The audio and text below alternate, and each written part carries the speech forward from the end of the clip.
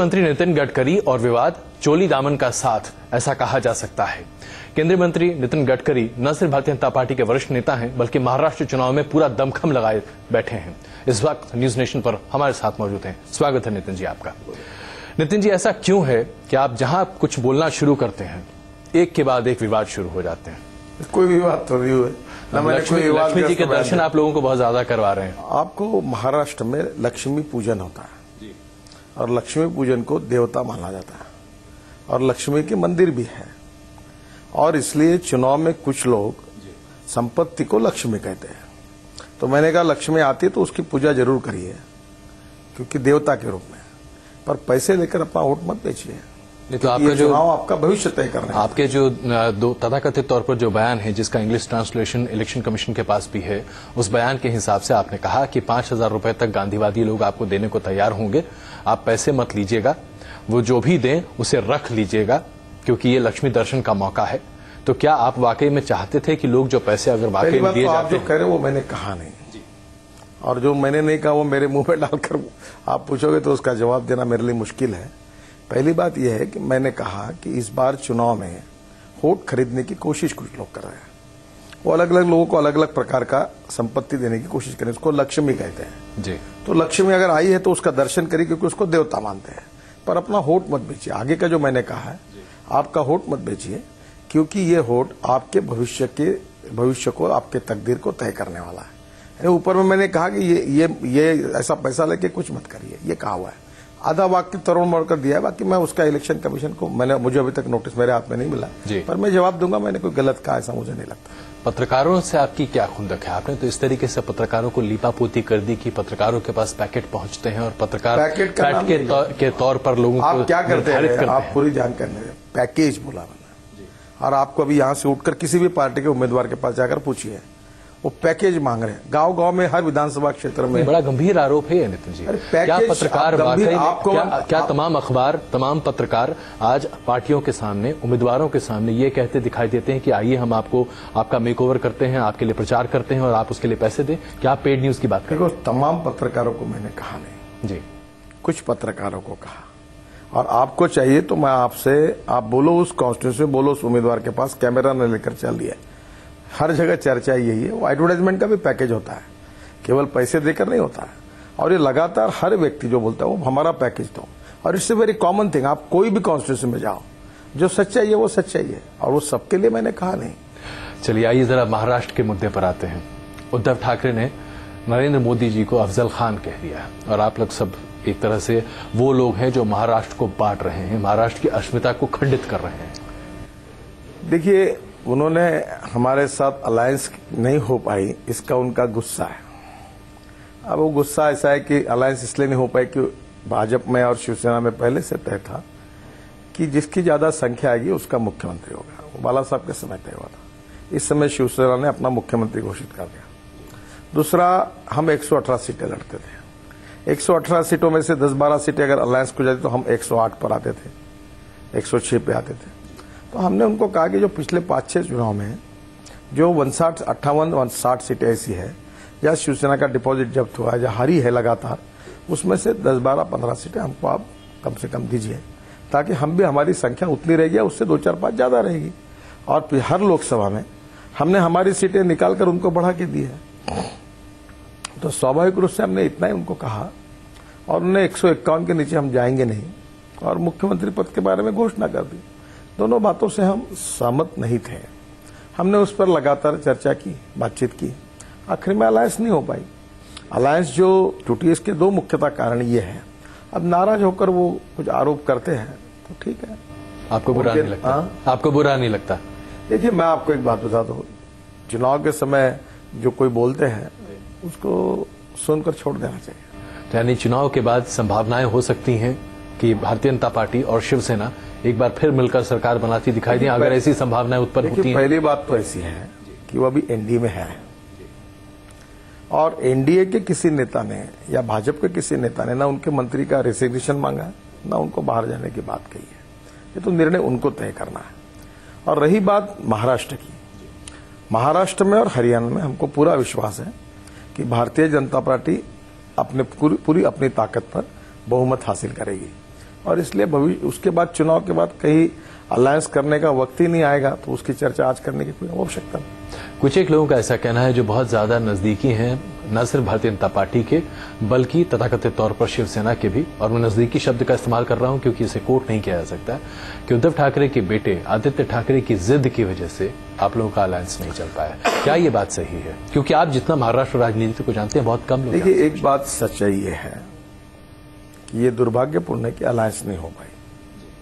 अब ये किसके कारण हुई, क्यों नहीं हुई, ये आप जैसे पत्रकारों का काम है, आपको ढूंढने का है और आपको निर्णय करने का है। लेकिन आप इस बात से इनकार नहीं करना चाहेंगे कि शायद आदित्य ठाकरे ने जिद मुझे पता नहीं है इसमें, मुझे जो पता नहीं वो आरोप मैं करूंगा नहीं जी।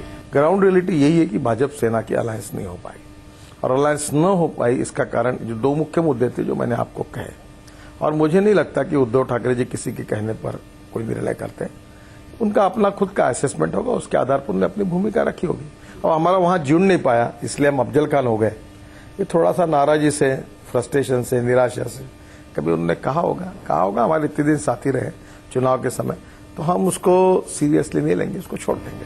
बहुत सारे ऐसे लोग हैं जो शिवसेना के नजदीकी हैं, उनका ये मानना है कि राज ठाकरे और आपकी बहुत अच्छी बनती है और राज ठाकरे को आप बहुत पसंद करते हैं। क्या ये वास्तविकता है? अरे एक बात बताइए कि महाराष्ट्र की राजनीति जो है उसका एक स्तर रहा है, जैसे यूपी की और तमिलनाडु की राजनीति चलती है वैसी नहीं चलती।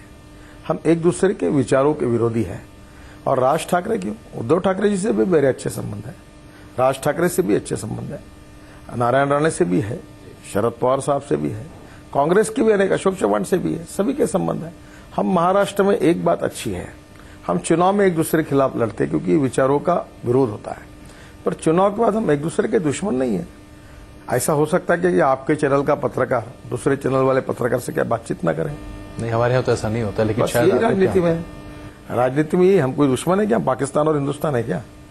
और तो दुश्मनों के साथ भी बातचीत चल रही है, तो बातचीत करना, संबंध रखना, ये केवल राजनीतिक होते ऐसा नहीं है। अभी मैं एक जगह चुनाव दौरे में अमरावती में था, मैं चौथे मंजिले पर था, सुबह उठकर निकलने वाला था, मैं राज ठाकरे उसी होटल में है। उनकी तबीयत खराब थी कुछ दिनों से, मैंने उनको फोन किया आपकी तबीयत कैसी है, क्या? बोले मैं 15 दिन वायरल इन्फेक्शन था, ये था। बातचीत की कैसा चल रहा, ठीक है, कहाँ जाने वाला, ठीक है, नमस्कार किया, मैं निकल गया। तो आपको लगता है कि कांग्रेस वाकई में अपनी जमीन तलाश सकती है, क्योंकि पृथ्वीराज चौहान की छवि ऐसा माना जाता है कि बहुत पाक साफ है? काय की पाक साफ है? चुनाव की आचार संहिता जाहिर होने के 15 दिन पहले जितनी फाइल पेंडिंग थी उतने पर पूरे साइन कर दिए उन्होंने। देखिए, मैं आपको बताता हूं, ये हिपोक्रेसी है, और महाराष्ट्र के इतिहास का सबसे अकार्यक्षम, निष्क्रिय और निर्णय न करने वाला मुख्यमंत्री करके इनका नाम है। इन्होंने महाराष्ट्र का बैंड बाजा बजा दिया है। पहले नंबर पर महाराष्ट्र, 6वें नंबर पर गया है। किसान आत्महत्या कर रहे हैं, हम पावर सरप्लस थे, अब लोड शेडिंग लग रहा है, और इन्होंने कोई निर्णय नहीं किए। इनकी साइन लोगों ने तभी देखी जब टीवी पर जाहिरात आई, तब हमने उसमें पृथ्वीराज चौहान साइन देखी। और ये तो आप मेरी बात छोड़ो, कांग्रेस के किसी भी एमएलए से पूछो, मंत्री को पूछो, कोई भी आपको सच्चाई बता देगा। अजीत पवार के बारे में आपकी क्या राय है? लोग ऐसा मानते हैं कि एनसीपी की आज जो स्थिति है वो दरअसल अजीत पवार की महत्वाकांक्षा की वजह से है, और सुप्रिया सुले को बचाने के लिए शरद पवार जी बहुत कुछ करते दिखाई दे रहे हैं। देखिए, मुझे ऐसा लगता है कि राष्ट्रवादी कांग्रेस, शरद पवार, ये सब है, उनकी पार्टी में वो अपनी कोशिश करे, उसमें हम क्यों अपनी प्रतिक्रिया दें? देखिए, वो अपना काम करें, हम अपना काम करें। हम हमारे पार्टी का पॉजिटिव एजेंडा लेकर आए हैं जी। नरेंद्र मोदी जी के नेतृत्व में 100 दिन में हमारी केंद्र सरकार ने किया हुआ अच्छा काम, प्रधानमंत्री जन धन योजना हो, अलग अलग प्रकार, मैंने 40,000 करोड़ राष्ट्रीय महामार्ग में महाराष्ट्र को दिए। जेएनपीटी पोर्ट में स्पेशल इकोनॉमिक जोन शुरू किया, जिससे करीब 1.5 लाख युवाओं को रोजगार मिलने वाला है। 2 dry port, satellite port JNPT के खोलने का महाराष्ट्र में निर्णय किया है। प्रधानमंत्री ग्राम सड़क योजना के रूप में पैकेज महाराष्ट्र के लिए मिला है। पीने के पानी की योजनाएं हम लोग कर रहे हैं। मुझे लगता है कि हम अपने कार्यक्रमों पर खड़े हैं। हम जातीयवाद की और सांप्रदायिकता की राजनीति नहीं करना चाहते। सबके साथ न्याय होगा, सबका विकास होगा और सबको अवसर मिलेगा। इस सूत्र को लेकर हम लोग विकास की राजनीति की बात कर रहे हैं। उन्होंने जो विकास किया उसकी बात वो करें, और मेरा विश्वास है कि कुछ लोग केवल जात, पंथ, धर्म, भाषा की बात कर रहे हैं, क्योंकि जब विकास का काम ही उन्होंने किया नहीं है और 15 साल महाराष्ट्र का बैंड बाजा बजाया, 3 लाख करोड़ का कर्जा महाराष्ट्र पर हुआ है, 70,000 करोड़ रुपए इरिगेशन पर खर्चा होने के बाद 1% भी इरिगेशन नहीं हुआ है, तब लोगों में जवाब देने के लिए कुछ नहीं है, अच्छा किया हुआ काम बताने के लिए कुछ नहीं है। देखिए, मैं जब मंत्री था तो मेरे पास था कहने के 55 उड्डान पुल बनाए, मुंबई पुणे एक्सप्रेस हाईवे बनाया, वर्ली बांद्रा सीलिंग प्रोजेक्ट किया, खंबाट की घाट का टनल बना, कितने काम किए। ऐसे इनके पास बताने के लिए है ही नहीं कुछ। तो केवल बाबा साहब आम्बेडकर, फुले शाह महाराज का नाम लेते हैं और जातिवाद और सांप्रदायिकता का जहर घोलते हैं और अल्पसंख्यकों के मन में डर पैदा करके, फियर। यही मैं आना चाह रहा था इस पर। बार बार इस बात पर जोर दिया जा रहा है कि अगर भारतीय जनता पार्टी सरकार बनाने की स्थिति में महाराष्ट्र में आ जाएगी तो जो एक सांप्रदायिक सौहार्द का तार है वो टूट जाएगा, छित विच्छित हो जाएगा। आप लोगों पर यह आरोप बार बार क्यों लगता है? देखो, ये पॉलिटिकल मोटिवेटेड है। गुजरात से ज्यादा दंगे महाराष्ट्र में हुए। शासन तो कांग्रेस, राष्ट्रवादी कांग्रेस का था, क्यों हुए? इसका जवाब क्या है? और अभी कश्मीर वैली में इतना बड़ा हादसा हुआ, वहां हमारा एक भी एमएलए नहीं और एमपी नहीं है। हमारे प्रधानमंत्री जी ने तुरंत 1000 करोड़ की मदद दी। मैं वहां जाकर आया, मैंने रास्तों का, पुलों का निरीक्षण किया, तुरंत 250 करोड़ रुपए के काम मंजूर करके उमर अब्दुल्ला जी को कहा कि आप भी स्टेट तरफ से काम करिए, हम आपको मदद करेंगे। ये कहाँ की बात है? हमारी पार्टी ने डॉक्टर अब्दुल कलाम साहब को हिंदुस्तान का राष्ट्रपति बनाया और वही बात जब तो फिर लोग आपके पीछे हाथ धोकर इतना क्यों पड़ जाते हैं? क्यों ऐसा है कि अल्पसंख्यकों को लेकर लोग बार बार आपको डराते हैं, कहते हैं कि आप दरअसल अल्पसंख्यकों के खिलाफ काम करते दिखाई? इसका मतलब यही है कि अल्पसंख्यकों के मन में डर, फियर पैदा किए बिना इनको वोट नहीं मिलते ना। जब तक ये कहेंगे नहीं कि तुम खतरे में हो, या वो शोले पिक्चर का था, बेटा सो जा नहीं तो गब्बर आएगा, वैसे ये कहते हैं कि देखो कांग्रेस एनसीपी को वोट दो नहीं तो मोदी आ जाएगा। इसके पीछे डर पैदा करना और डर पैदा करके वोट बटाना और सांप्रदायिकता और जातिवाद का जहर घोलना, ये कांग्रेस और राष्ट्रवादी कांग्रेस का पुराना धंधा है। पर अब मुस्लिम समाज के लोग भी इनको समझ चुके हैं कि ये इसके पीछे कौन सी हिपोक्रेसी है, इनका क्या धंधा है।